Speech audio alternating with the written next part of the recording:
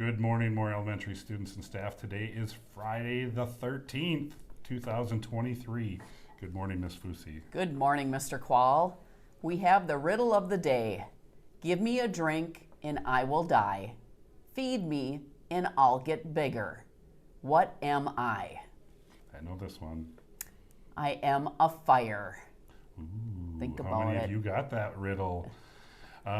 What a great fun run last week. Our student staff should be very proud of all the work that you put into helping our school coordinate that event and have such a successful event. We're still determining prizes. We should be very proud as a community, students, body, and staff. It was a fun day at Mora Elementary. It was a great day. A lot of parents here and grandparents cheering their students on. So I wish we could have more days like that because it just was a great feeling in our school.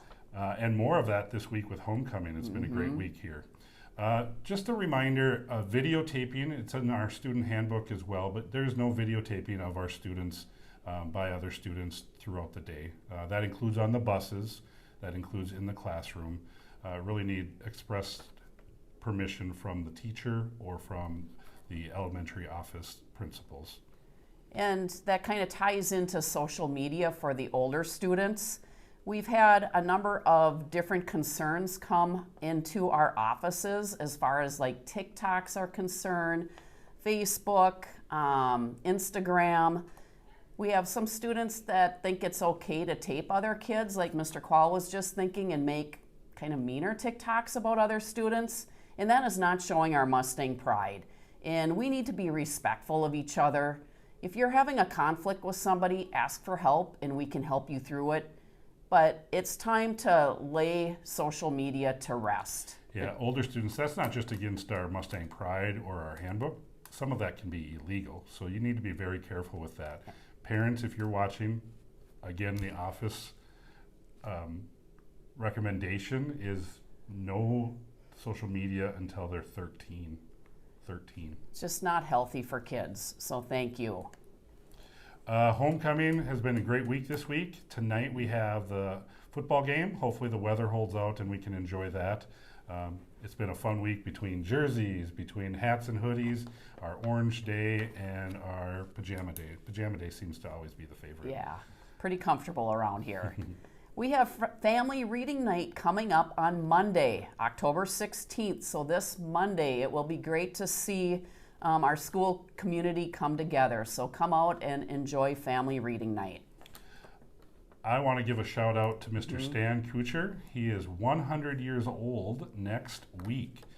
You can see the picture there. Stan has had a tremendous history in our community of writing positive letters to adults and children on their accomplishments.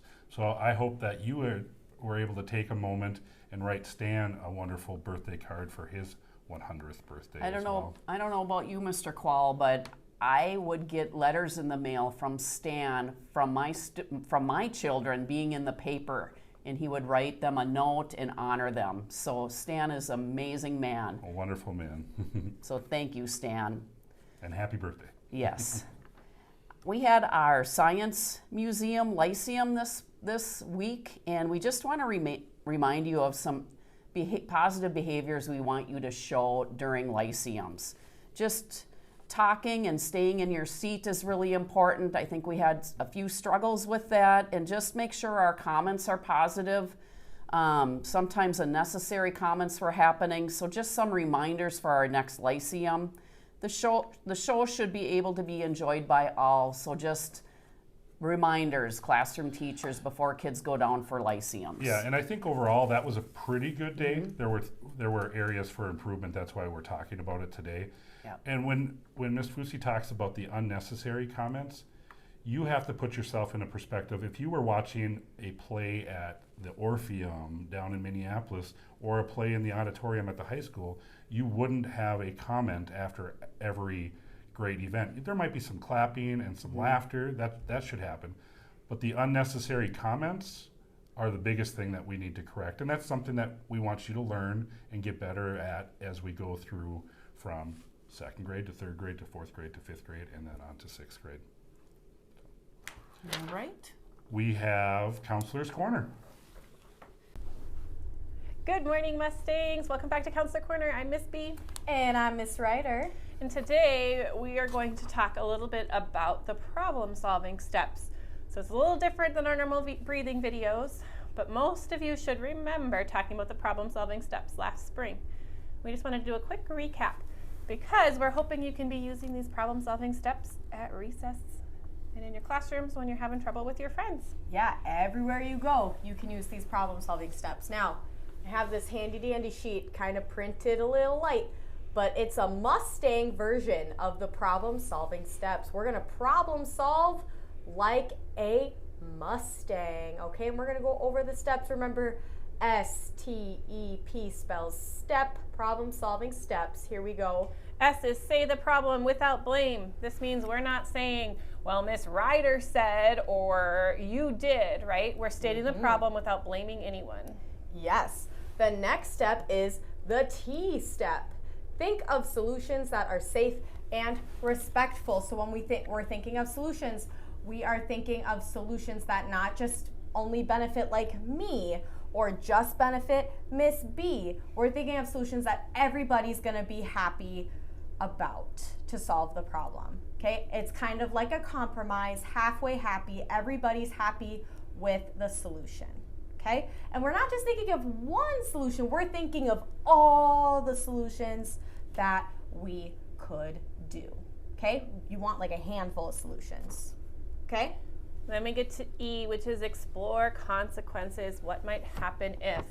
I know with my 3rd through 6th graders last year, we talked a lot about consequences doesn't only mean negative, right? Both positive and negative. What could happen? What good things can happen? What bad things could happen? So that you can explore what would happen if we picked this solution. Yes, and then we have the P step, pick the best solution. So then, after you figured out like what consequences could be in the E step, you're gonna go back to that list of solutions that you thought of, right? That handful of solutions, and you are going to pick the best one to solve the problem. So you should be able to use these steps, remembering S-T-E-P, to help solve your problems. And I think there should be a poster coming sometime soon hanging up outside to help you at recess time. Absolutely. Have a great day. Happy Friday. Make it a great day. Or not, The the choice choice is is always yours. Please stand for the Pledge of Allegiance led by Miss Anderson's 5th grade class.